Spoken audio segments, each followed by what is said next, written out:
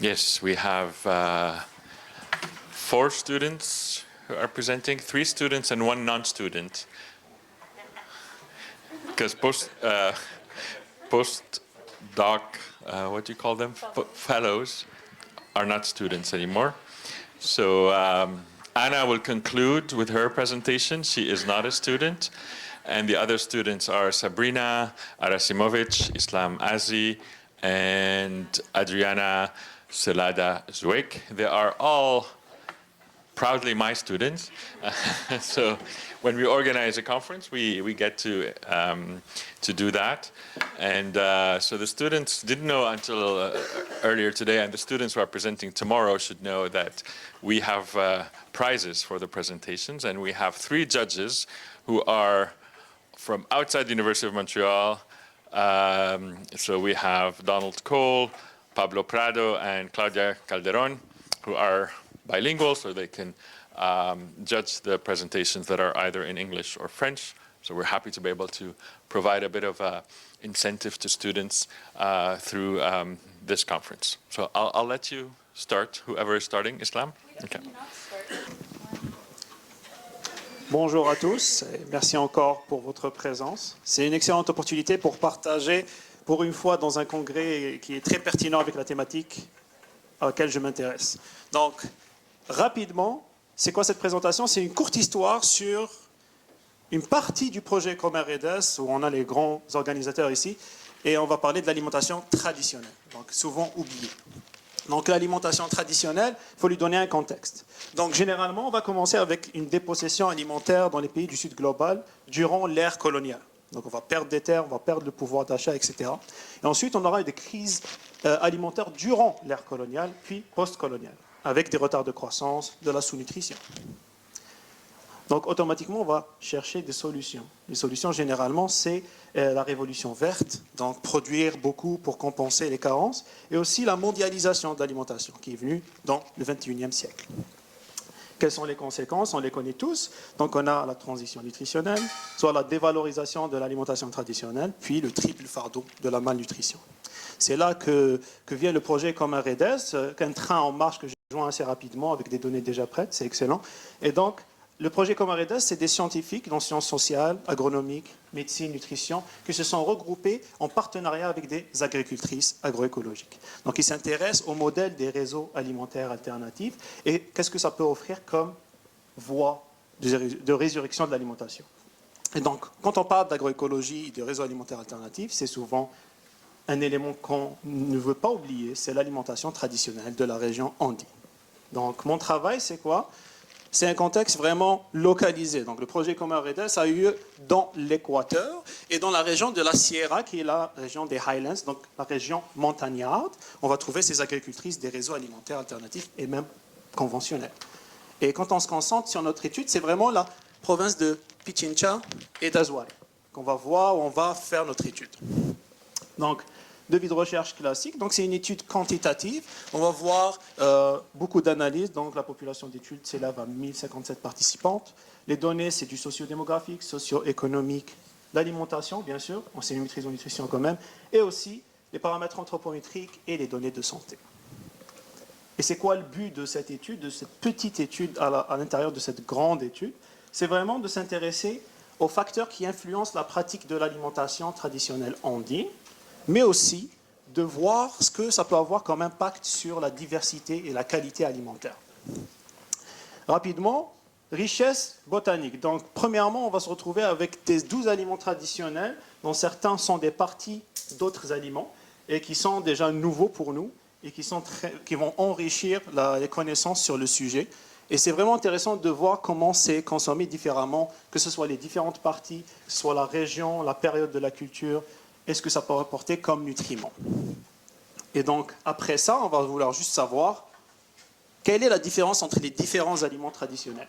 Et on va remarquer que 5 parmi ces 12-là sont consommés par moins de 20%, ils sont connus par moins de 30% des participantes. Ce qui voudrait dire qu'il y a quand même une certaine littératie alimentaire traditionnelle. Et c'est ça ce qui va nous intéresser. On va se retrouver avec des participantes qui s'y connaissent tellement en alimentation traditionnelle et d'autres qui s'y connaissent vraiment moins. Et on va voir la différence entre ces deux-là par rapport à ça. Donc, automatiquement, facteur d'influence. Qu'est-ce qui pousse ces agricultrices, qu'est-ce qui encourage ces agricultrices à pratiquer l'alimentation traditionnelle andine?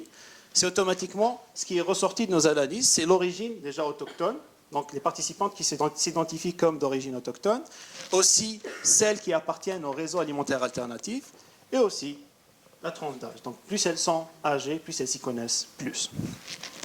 Rapidement, qu'est-ce que ça peut avoir comme impact sur la diversité alimentaire? Plus les participants consomment des aliments traditionnels andins, plus elles ont une grande diversité alimentaire, et moins elles vont consommer de calories du groupe Nova 4. Je sais que c'est assez rapide, je sais que c'est assez short, mais l'idée, ce serait de ressortir avec 4 petites conclusions. Premièrement, il faudrait s'intéresser aux facteurs qui influencent et qui encouragent la pratique de l'alimentation traditionnelle, souvent oubliés. Deuxièmement, il faut se dire que c'est un moyen de reprendre et d'encourager une meilleure diversité alimentaire au sein de ces populations vulnérables. Et aussi, il ne faut pas se dire que l'alimentation traditionnelle andine et l'agroécologie se limitent uniquement aux nutriments. C'est aussi un confort dans l'alimentation, un confort dans la production. C'est juste pour attirer l'attention dans cette thématique et dire qu'il faudrait en parler. Merci beaucoup.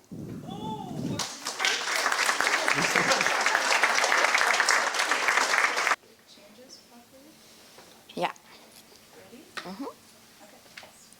Hi everyone, my name is Sabrina and my presentation is entitled Dietary Patterns and Health Trends, a Glimpse at the Continuing Nutrition Transition Among Female Smallholder Farmers in the Ecuadorian Andes. So the data we collected was part of the bigger project evaluating and bringing to scale alternative food networks to address diabetes, mellitus, and hypertension. So there is a significant amount of research that shows the benefits of agroecology on environmental health. We want to contribute to the literature and look at associations between agroecology and the nutrition and health of the producers. So here are some pictures that can demonstrate what the nutrition transition, the progression can look like or is looking like in Ecuador right now. So as you see on top, we have plates that are full of colors, full of nutrient-dense foods, and these have kind of slowly been replaced by a more monotonous diet where you can see there's a lot of white rice. There is a source of protein, but very little to no vegetables, and oftentimes some of the sources of protein can be fried. So our findings, some of our findings so far, so with the 24-hour recalls that we conducted, the average caloric intake for participants is around 2,200 calories per day. So to estimate their requirements, I use the Mifflin-St. Jeor equation with an activity factor that's quite high at about 1.725 because these are women who are physically active in their work. And I use the average height, weight, and age of our sample, which are written here. And according to this formula, the estimated requirements are at about 1,950 calories per day. So they are likely consuming more than what they would need in terms of calories. When it comes to the macronutrients, the carbohydrates, the calories coming from carbs, protein, and fat are, according to the recommended guidelines. However, some things that we notice, so for example, for calories from fat, at 24%, it is technically within the recommended range. But when we look at previous studies in this area, the percent of calories coming from fat was actually around 13 to 15%. So this is a big jump, which is often seen in the nutrition transition. And while the fiber intake is quite high, it is very good, there is a lot of added sugar and saturated fat. When it comes to dietary quality, we use the MDDW and food group diversity score for dietary diversity to quantify it. So we saw that about 3/4 of the women were consuming at least 5 of the 10 food groups, and the average food groups consumed was about 5.6 groups per woman. And when it came to dietary moderation, we used the NOVA score. I'm not going to go into too many details just for lack of time, but we'll look at NOVA Group 4, which is ultra-processed foods, and we see that about 9% of calories are coming from ultra-processed foods in our sample. So it may not seem like a lot, especially when we compare it to Canada, where it's closer to 50%, but for example, there was a study among a smaller but similar population in 2017, and the consumption of foods from Nova 4 was actually around 2%. So in less than 10 years, you do have quite a big jump. Now, when it comes to health, I'm not going to go over each one. However, some things that we noticed. So for example, around 2/3 of women had a BMI that classified them as either overweight or obese, and these are according to the cutoffs in Ecuador, which are actually more lenient for women over 60 compared to the cutoffs in Canada. If we were to use Canadian cutoffs, it would actually be closer to about 75%. So this is quite a big percentage in the population. And when it came to the blood sugar measures, around 1/3 of women could be considered as, pre-diabetic or diabetic. So it is quite problematic, and around 12% of women did present with some form of anemia. So despite this increase in calories, nutrient deficiencies are still problematic. And this kind of aligns with what we've seen in the literature, which has shown that increases in overweight and obesity are about at least twice as fast in Latin America compared to the US, for example. So that's just an overall look. Our next steps, we do want to take production methods and their impact on nutrition and health into account. Initially, we were going to really compare women who identified as agroecological and those who didn't. However, we saw that just taking this into account, it wasn't sufficient to really capture the variation in production methods within these subgroups. So we came up with 6 clusters. Okay, clusters 1 to 3 are women who identify as agroecological, and clusters 4 to 6 are not, and there are differences within them, and we are seeing differences within these clusters. So for just as an example, clusters 5 and 6 do have lower dietary diversity compared to other clusters. So next question. So are production practices that benefit environmental health also benefiting human health? And if not, why? And how can we better support the smallholder farmers in order to really achieve this One Health? So I just want to, before I finish, I just want to touch on what Miriam said earlier today and yesterday, is that a lot of agroecological women, they're taking care of everyone around them, not just at home, but also in their communities, but they're likely not taking care of themselves. And so that's something that we really have to take into account, and we really have to listen to these women if we want to continue to develop agroecology and focus on One Health. Thank you.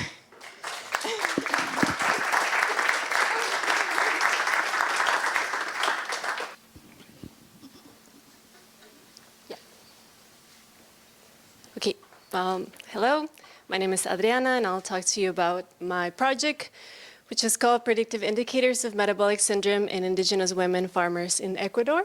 And luckily for me, my colleagues already talked about the project, but I want to say that the Ecomer Redes project is based and really founded on participatory action research. Islam already showed us the map where these 2 provinces are, and Sabrina talked to us about the goals, so thank you for saving me all this time. My project is about metabolic syndrome. And so what is metabolic syndrome is a group of risk factors that increase the likelihood of people developing type 2 diabetes and cardiovascular disease. So how is one diagnosed with metabolic syndrome? Well, you have to have at least 3 of these 5 risk factors: high waist circumference, low HDL cholesterol, high blood pressure, high fasting glucose, and high fasting triglycerides. So my work is focused on the first one, which is high waist circumference. So what is high? Over 102 centimeters for women and over 88 centimeters, for men, and over 88 centimeters for women. So before you pull out your measuring tapes, there's important information. So first of all, why are we measuring people's waists? Because the fat that is deposited at the abdomen is metabolically different than the rest of our fat. It affects our organs quicker. But there's a situation. Different ethnic groups deposit fat in different patterns. So we've seen that different people, according to their ethnic group, might have more fat but not deposited at the abdomen. And this is mostly because of genetic reasons. So the cutoff values that I just gave you were done on studies based on Caucasian people. And the only other ethnic group that has been studied is Asian as a whole, as a huge umbrella term. And we already see that the cutoff points are 10 centimeters smaller. And these are the only two ethnic groups that are recognized by the American Heart Association, European Society of Cardiology, and American Society of Cardiology. So there's a lot of research that other researchers have done, one of whom worked here at Université de Montréal. And she saw, for example, that Black people from Haiti and Benin not only have lower cutoff points, but they're reversed. They're different for men and women. So these are really important things to take into consideration when we make clinical decisions. Also in Indonesian people, the cutoff point is almost 20 centimeters smaller, and they are Asian. They're just not the same kind of Asian that they studied. So that led me to ask myself, are these cutoff points that we're using on all of our indigenous research, are they valuable? Are they actually useful for us? So that's what I'm trying to find out. What's this cutoff value, not only for waist circumference, but also for waist to height ratio, and also wondering if there's anything else that is not an anthropometric measure that can give us more information about this condition. So the methodology is 1,057 women, like my colleagues mentioned. There was anthropometrics, so body measurements taken, biomarkers taken by prick tests, and just like Islam said, that work was done for us. And my job is to do the math, right? So this is called a RUC curve. It's a mathematical tool that we use to see what is that middle point, because we do want to target all the women who are at risk, but we don't want to scare people who are not at risk. So it's a difficult balance to achieve, to say, yes, you're at risk and you really are at risk, and not tell you you're fine and then not be fine. And that's actually something that is happening right now. Waist circumference only has a specificity of 57%, so we're letting go almost 30% of people, telling them they're fine when they're actually not fine. So the results that I'm expected to see, well, this is the prevalence for diabetes based on ethnicity, being Chinese American the most at risk, and then Hispanic. But just like I said, Hispanic is a lot of people. Even within the same country, we see cutoff points that are very different based on the kind of ethnicities, the kind of indigenous people. So although I'm expecting to see somewhere around this range, we might see different things. And why is this important? Like I said, it can give us more accurate tools. Obviously, my work is not going to change the guidelines for the country, but the more literature we have saying, hey, no, the rest of the people who are not white are not Asian, it's important that this is taken into account. My references, and thank you very much.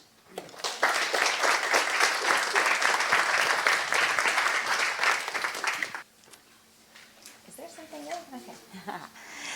So in keeping with the conference theme, I've titled my presentation Food, Home, and Land Linkages in Health Research, and I'll be speaking about the Utzcaslemal project in rural Guatemala.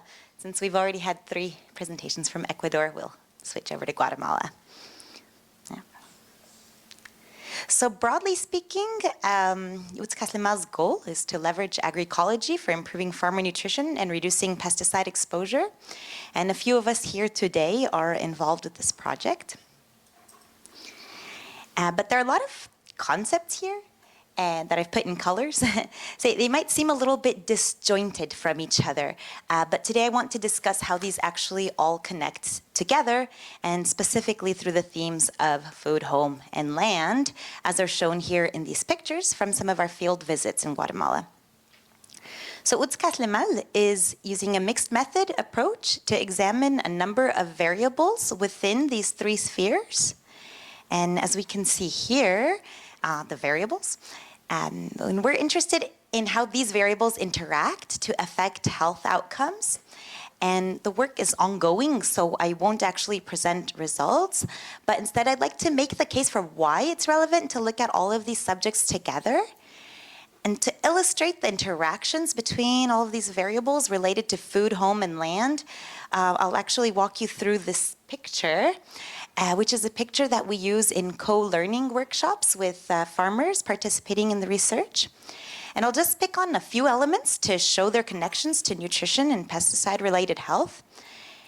So perhaps the most obvious connection here is that between the food that farmers grow, like the corn on the left and all these vegetables, and what you can eat. So we already discussed that. If you grow it, presumably you can eat it. But nutrition is not just a product of your diet, actually. In fact, you can have an excellent diet and you can still be malnourished. So how does that happen? Well, the answer has to do with the sink here in the back. So this is representing water, sanitation, and hygiene. Enteric pathogens from unsafe drinking water or from dirty hands can cause nutrient malabsorption. So now in this house here, the sink is actually pretty close to both the kitchen, which I guess is presumably in the house, and the washroom, which is this thing to the right here. So in this household, they can pretty easily go and use the water and wash their hands, but that's not the case in everyone's household. Some people have to walk pretty far just to be able to wash their hands. And so then what else do we see in this picture? We've got some chickens right here. So what happens if these chickens enter your living space? Well, then there's more probability of transmission of zoonotic disease that can also, in certain cases, lead to nutrient malabsorption and affect your nutrition status. What else do we have in the picture? I'm looking at my screen because it's easier for me from here. So we got some pesticides. I know it's a little small, but these are some pesticides here right next to the house. So in the house that we have depicted here, they're right next to the house and so easily accessible because the infrastructure of the house doesn't have a place where you can safely lock them away to make sure no one accidentally gets into them. Now in this picture, we just have adults, but maybe presumably children show up from time to time, and you can see how this can very quickly become a very dangerous situation. So pesticides present a lot of health risks, and some can even be lethal, even at in very small quantities. But actually, what's interesting are the connections between pesticide-related health outcomes and nutrition-related health outcomes, which is not a subject that gets a lot of attention. Oh, I'm sorry, you guys. What does it say up there? I can't even see. Okay. Okay, we're good. Okay, so here we've just got a list of some health problems that research has associated between pesticide exposure and these health problems. These are not all of the health problems associated with pesticide exposure, they're just some, but the ones that are on this list are also health outcomes that are associated with diets. So then you have this problem of confounding etiology. Is the problem the diet, or is it the pesticides, or is it both? And what happens when these two interact?